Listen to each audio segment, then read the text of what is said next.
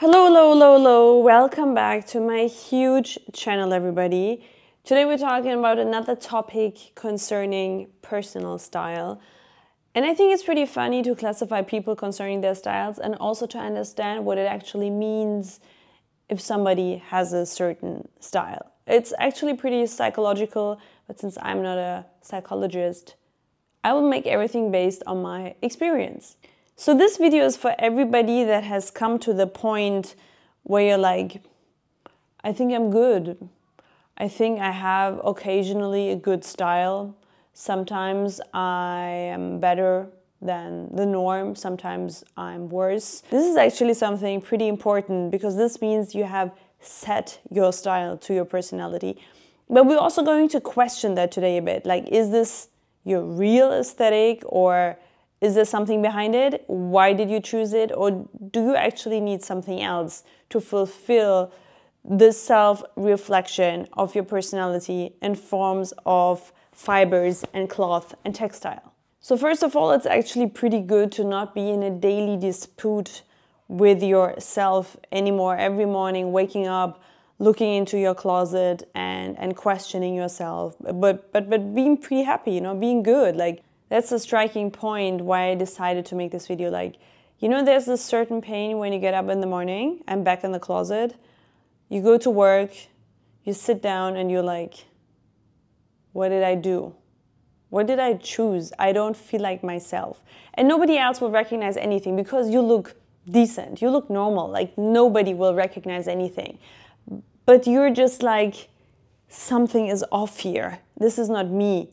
And if you would not already have taken 15 minutes of train ride, of public transportation to get to your office, to sit in a meeting, to talk about a strategy of an influencer, to give them more reach, and if it would not also have taken you 15 minutes to go back again, you would go back immediately and change those earrings or the t-shirt you're wearing underneath your shirt because you feel uncomfortable. There is something off.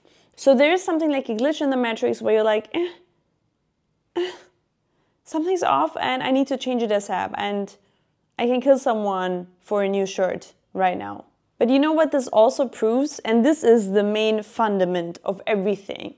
And it's a proof. This feeling is literally a proof of something. It's proof of the power of fabrics and cloth around your body and the impact it can have. And that's not because you're too self-confident or too superficial, why you question something so strongly and feel imbalanced. You most certainly are superficial and very self-confident, I guess, but that's a different topic. I hope you're very self-confident. And being superficial is sometimes, it's sometimes easier in life. But anyway, that's not the topic. The thing is, you're not superficial. Nobody recognized you look different. Nobody recognized anything. You are the only one that does not feel comfortable.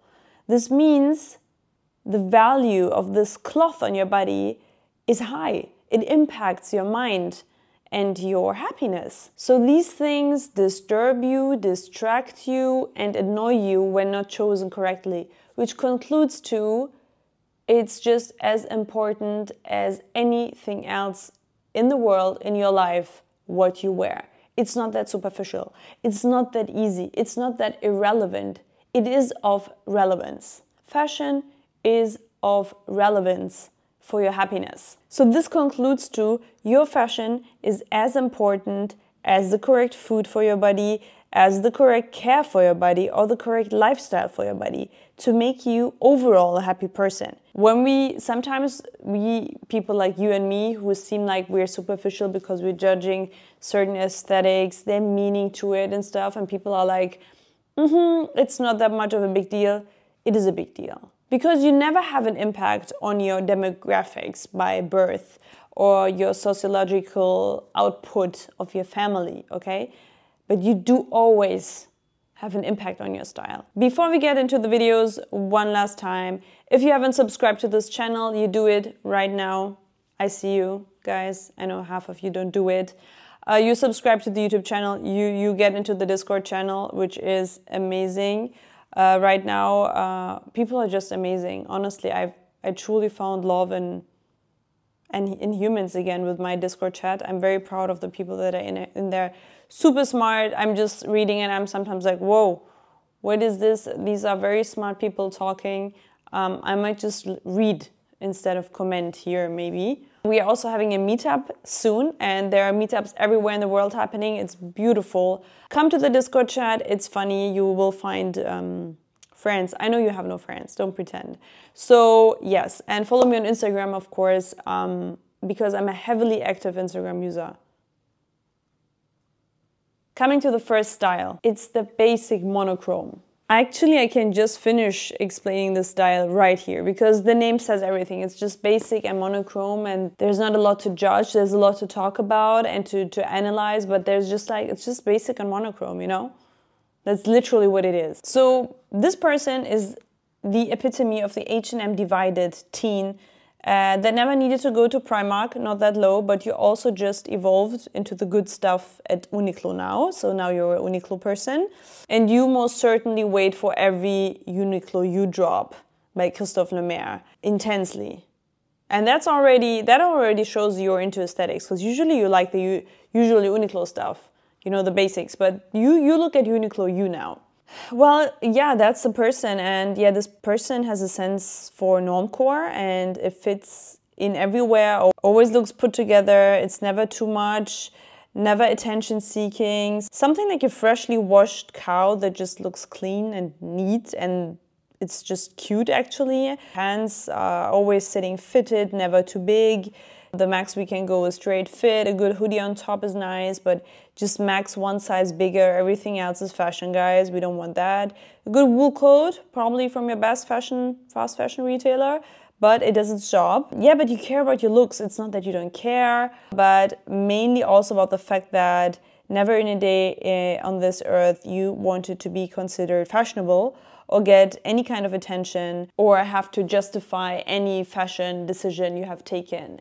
You're a bit scared. You're a bit scared and you're very comfortable with this aesthetic, so you keep it, which is fine. Like, again, like no judgment concerning that. It's fine, but you sometimes go to the studio collection, you know, of I don't know what brand, and the glam glam stuff, the funny stuff, you know, that your fashion people that you follow, the one or two on Instagram, are wearing, and you're like, that's cute. This is funny. But I'm still wearing I prefer my striped shirt and my jeans. That's okay. That's okay, but I have never seen a person with this style where I was like, what is this? It's a very good, clean style. Usually these people have their shit together also. Because they prioritize differently. Maybe we are the problem, you know, prioritizing fashion too much. They're like, I don't think it makes sense to invest 60% of my salary in fashion. And I'm like, whoa, okay, how much then? No, but these people have a clue of what they're doing. They invest in different things. But I think sometimes they need a helping hand to try out something new. They're very scared of being judged. So like getting out of your comfort zone. And I hate it because I love comfort zones, but it's the only way of improving in your life. Otherwise, you don't ever change because it's comfortable. You can be pushed a bit. So somebody asks your friend to push you. Not down the bridge, but a tiny bit into a store, like kick. And you find something. The next style that I kind of have the biggest personal issue with, I want to call it the new seriousness. We are all so serious now. We are serious, sophisticated, monochrome. And I know being serious is kind of cool because it means you're not caring about unnecessary things, but then again, caring about a lot of things that way too much. So you feel good to be very serious because that's what changes the world. But then again, why though? Your inspirational mood board consists of Kafka quotes, while you have some Kennedy Bassett photos, like every single look and paparazzi shot she was ever taken with.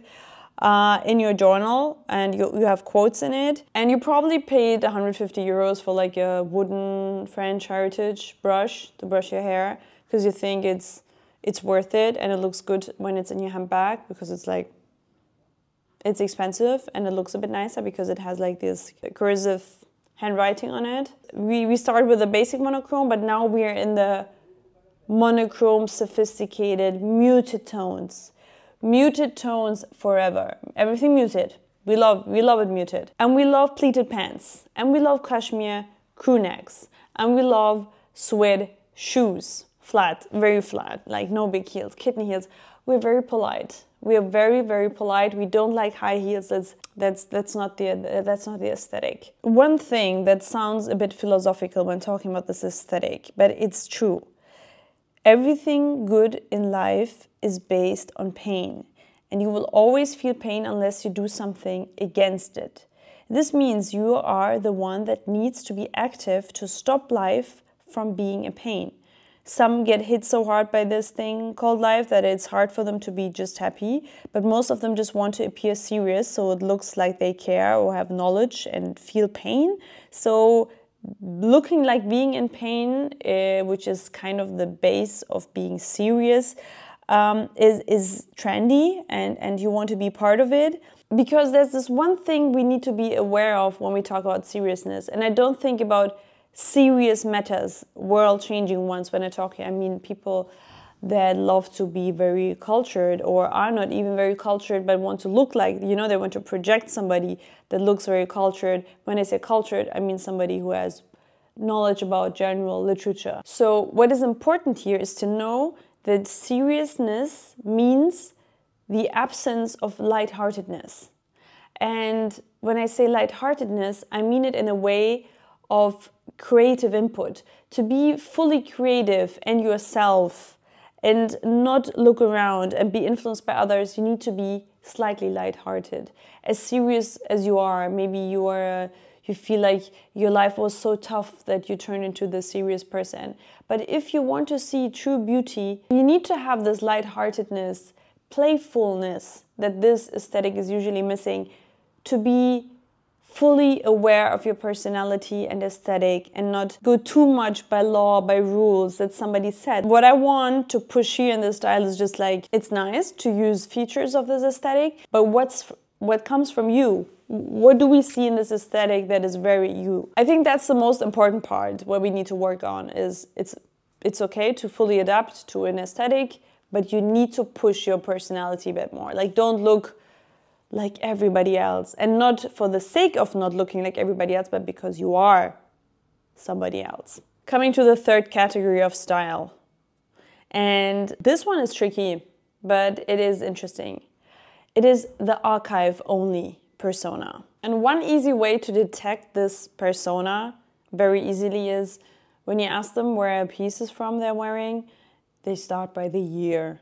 And this aesthetic is complicated because it is based on some kind of knowledge and aesthetic and care and value for pieces, because that's why they start describing certain pieces by their year and heritage. But on the other hand, we have a cult now. I absolutely understand when people are like so focused, and I mean, I love it when people are going nuts for their style. So amazing if you only decide to wear archive pieces and vintage stuff. That's amazing. I love it, and I love if somebody has a good story about the stuff they're wearing. But if you do it to differentiate yourself from other people, because you can say like, yeah, you wear Margiela, but my Margiela is 6 years old and it's, I don't know, a special edition because it was co-ed and you cannot have access to it anymore. Does the archive sale exclusivity war start now? The thing is, it's okay as a fashion fan, you do care about the background of a piece, and you usually dig deep to find certain items that you saw once on the runway and are now 6 years later still searching for. So yes, the year has a very important relevance for you, but turning your style into a calendar date chart to prove everyone how knowledgeable you are and thoughtful and niche you are is just hard to listen to. And yes, I say that because there are way too many channels now and people that base the significance of their style on that, while instead they could have the perception of, hey, look, I love this designer and his thoughts about it. I love his intention, because we should never forget that intention overall in life is the most important thing. So also here, if you're an archive collector, and I love archive collectors and look at their collections. And of course, they're going to talk about dates, you know. That's a funny thing about archive, because otherwise you would not collect them. So obviously, you're going to talk about dates and references and historical background about it. You should do it because of your intention of love and appreciation for a certain designer and his work. But I think this archive style also is kind of the result of everybody can have everything at the same time. Every aesthetic, every trend evolves so quickly and is so accessible for everybody who lives in a city with stores or internet connection, that you can achieve every look all the time. So an archive, since it's so hard to get pieces and single pieces, it differentiates you. This is, for example, a great tool to have differentiated style, not for the sake of differentiating, but to reflect yourself better. But just to sum this up, if you are the genuine archive person or vintage person, maybe I can call it vintage as well, so it's not that restricted. It's actually pretty cool. It really means you have found yourself, you know exactly what you want because you search for exact pieces. So that's how precise you are now. You don't search for pants and shirts in online shops. You're like, okay, I need this Mugler blazer from 99, or okay, I want this Margiela piece. I liked his last years in 2006, 7, whatever. I want to have a piece of that. I love Margiela's MS years. You really know who you are if you start caring about clothes that are not current anymore, because you see, that's actually amazing about fashion overall, because just Vogue Runway shows us the runways of at least the last 25, 20 years, maybe 30 years sometimes even. I think it usually starts with the 90s.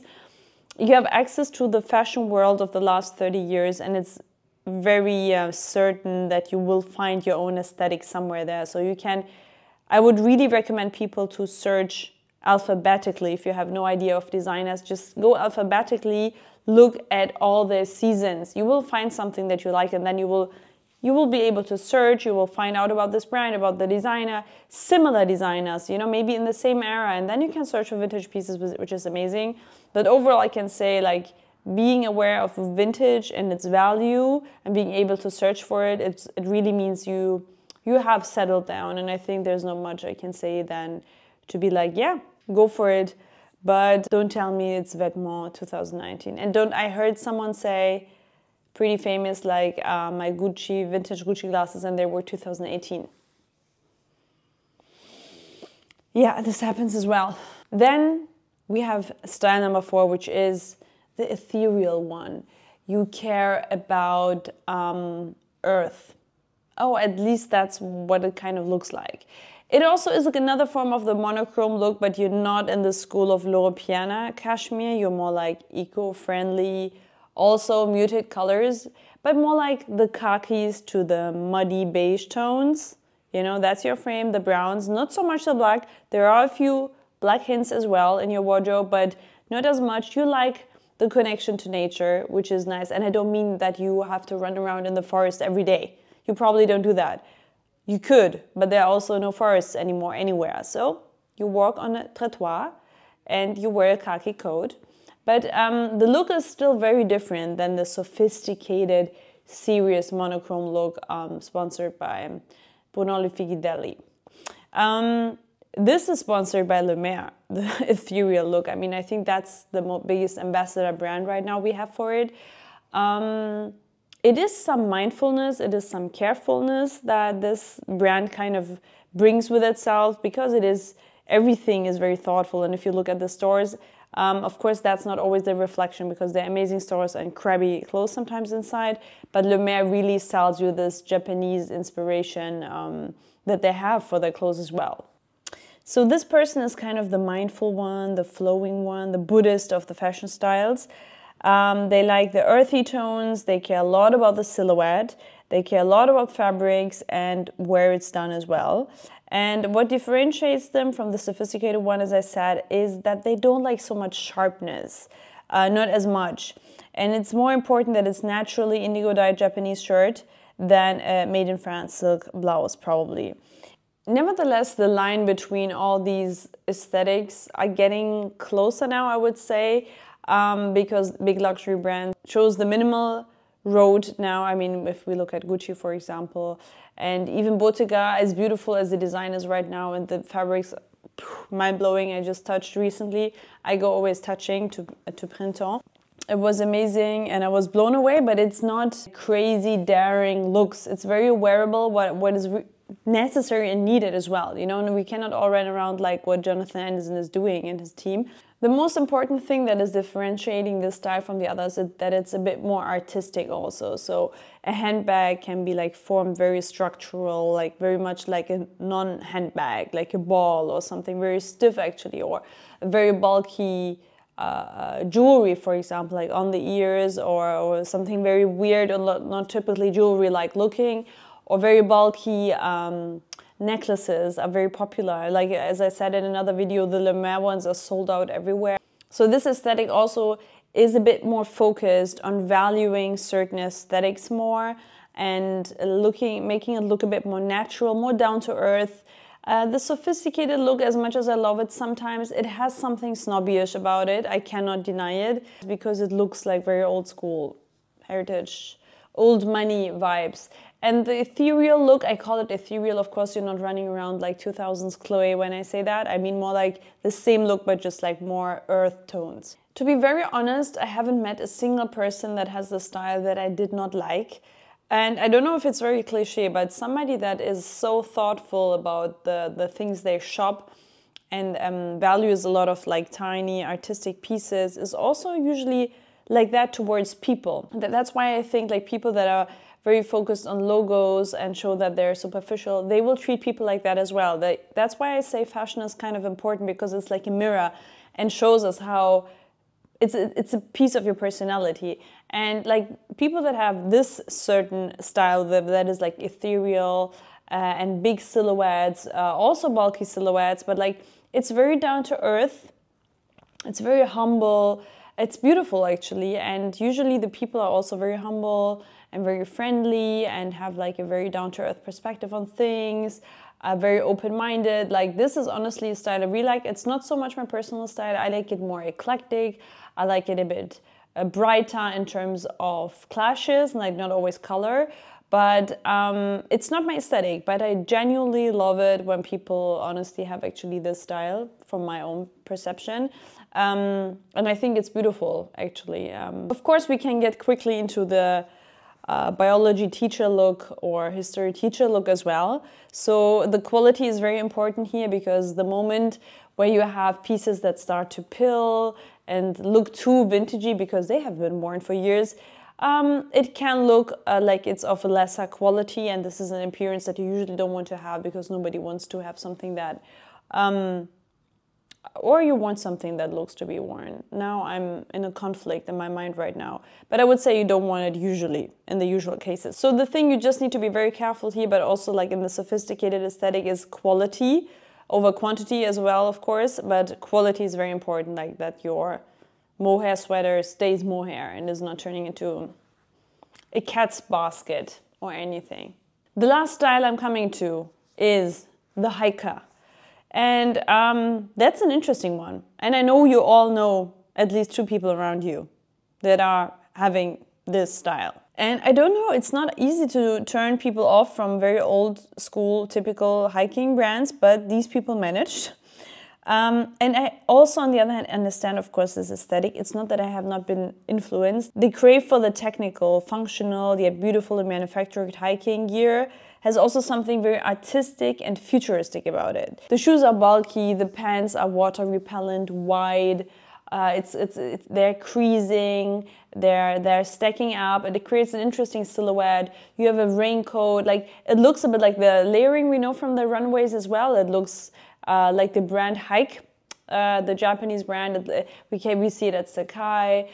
We even see it at Comme des Garçons sometimes. We actually see like every single runway brand right now that is kind of influenced a bit of tech wear, as we like to call it. And since I have an issue with sneakers, because I don't know, I think it's the reason that they're wide, I don't know, but I really have issue with sneakers, but I try to wear them more.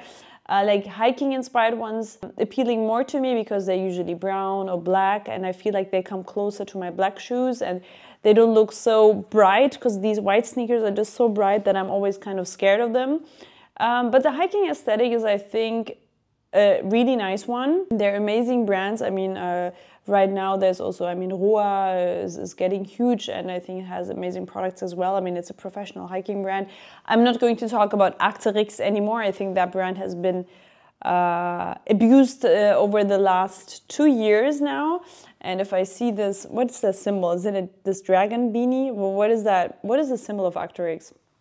If I see that one more time, I won't just take it off someone's head. And it's not that I don't like the look. It's just like a Stussy puffer, I don't know, hiking shoes, and then a cargo pants. Like it's very much, again, like such a strong trend that is based on this aesthetic that people forget about their own aesthetic and to implement it into that as well.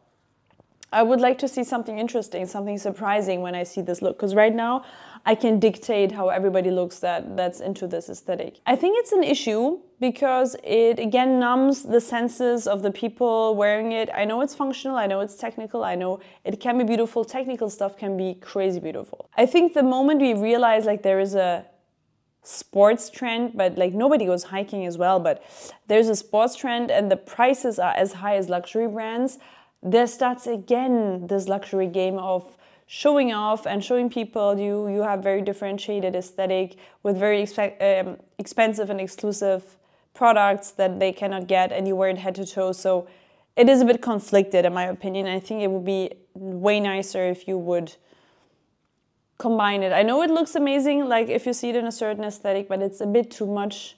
And again, it numbs your senses to grow your own personal aesthetic. So this is like kind of another aesthetic that I struggle with, that I understand, but I struggle with accepting that this person did not think so much about everything. And I love technical wear as well. So these were the 5 styles I think are currently a lot around. I did not speak about the aesthetics. That's more like trend-based. I can make another video of this as well. If you like this, let me know about it, or let me know what kind of style you also see around yourself. I think that's very interesting because there are usually, sometimes people have like completely other aesthetics around them. And I'm like, phew. So don't forget to subscribe to my channel if you like this video or the previous ones that you should also watch right now because you have obviously nothing to do. And or join the Discord chat, people, friends. You, me, together, like this, forever. That's the Discord chat, Instagram and TikTok. Yes, I will do that as well. I will be everywhere around you. Oh, I don't want to edit tonight. And one pre-question, what style do you think you have? If you would be able to use 3 words. I want to know this about you. What is your aesthetic? I want to know it in the comments. And I want to know what is your style? I don't know how I would describe mine. Loser style. Ciao, ciao.